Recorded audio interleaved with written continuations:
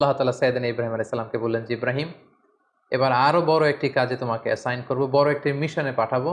সেটা হচ্ছে আমার ঘরকে তোমার আবার পুনর্নির্মাণ করতে হবে, অর্থাৎ রিকনস্ট্রাক্টিং দ্য কাবা। কারণ আমরা জানি কাবা প্রথম নির্মাণ করেছিল ফেরেশতারা, তারপর করেছিল আদম আলাইহিস সালাম, তারপর করেছিল নূহ আলাইহিস সালাম। কিন্তু নূহ আলাইহিস সালামের মহাপ্লাবনে কাবা ধ্বংস হয়ে গিয়েছিল। সেটাকে আবার পুনর্নির্মাণের জন্য আল্লাহ তাআলা সাইয়েদনা ইব্রাহিম আলাইহিস সালামকে বললেন, আবার মাইগ্রেট করো ফ্রম প্যালেস্টাইন টু মক্কা। আমরা যদি সাইয়েদনা ইব্রাহিম আলাইহিস সালামের জীবনী দেখি, কতবার যে তিনি মক্কা থেকে ফিলিস্তিনে এসেছেন, আবার ফিলিস্তিন থেকে 1200 কিলোমিটার পথ পাড়ি দিয়ে তিনি মক্কায় গিয়েছেন, তার কোনো ইয়ত্তা নেই। তিনি কাবা নির্মাণের জন্য গেলেন এবং সন্তান ইসমাইলকে নিয়ে কাবা নির্মাণ করলেন। আল্লাহ তাআলা বললেন, ওয়াইদ বাওয়া'না লিইব্রাহিমা মাকানাল বাইত। আমি ইব্রাহিমকে, I pointed out for Ibrahim the site of the house.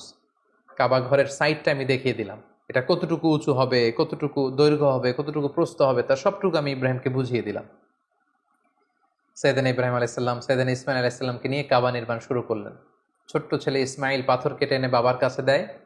বাবা ইব্রাহিম আলাইহিস সালাম রাজমিস্ত্রির ভূমিকায় অবতীর্ণ হলেন। তিনি নিজ হাতে আল্লাহ তাআলার ঘর কাবা তিনি নির্মাণ করতে শুরু করলেন। বাপ ছেলে দুজনই পড়তে আরম্ভ করলেন, রব্বানা তাকাব্বাল মিন্না ইন্নাকা আনতাস সামিউল আলিম। হে আল্লাহ, আপনি আমাদের পক্ষ থেকে এই ইফোর্ট, এই ডেডিকেশনকে, এই কাজকে আপনি কবুল করে নেবেন। এবং আল্লাহ তাআলা বললেন যে, ওয়াইদ জাআলনাল বাইতা মাসাবাতান লিন-নাসি ওয়া আমনা।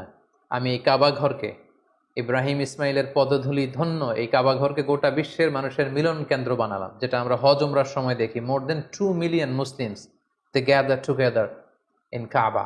কাবার চারিপাশে প্রায় 20 লক্ষেরও বেশি মানুষ একসাথে হজের সময় তারা সালাত আদায় করে। গোটা বিশ্ব থেকে প্রতিদিন উমরার জন্য মানুষ কিন্তু সেখানে যাচ্ছে। অর্থাৎ মানুষের একটা মিলন কেন্দ্র আল্লাহ তাআলা সেই এলাকাটিকে বানিয়েছিলেন, কিন্তু যেটা একটা সময় ছিল অনুর্বর, জনমানব শূন্য একটি এলাকা।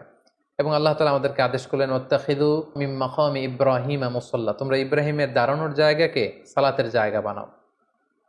অর্থাৎ যেই পাথরের উপর দাঁড়িয়ে সাইয়েদনা ইব্রাহিম আলাইহিস সালাম কাবাকে রিকনস্ট্রাক্ট করেছেন, আজ পর্যন্ত এই 2500-3000 বছর পরেও সেই পাথরটি আজও সংরক্ষিত আছে।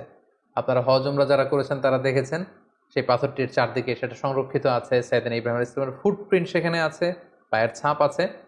এবং সেটাকে সামনে রেখে টু দ্য ডাইরেকশন অফ কাবা সালাত পড়াকে আল্লাহ তাআলা আমাদের জন্য অবধারিত করেছেন, তিনি আমাদেরকে আদেশ করেছেন। এবং সাইয়েদনা ইব্রাহিম এবং ইসমাইলকে বলেছেন, তোমরা কাবা ঘরকে পরিচ্ছন্ন করো, ঝাড়ু দাও।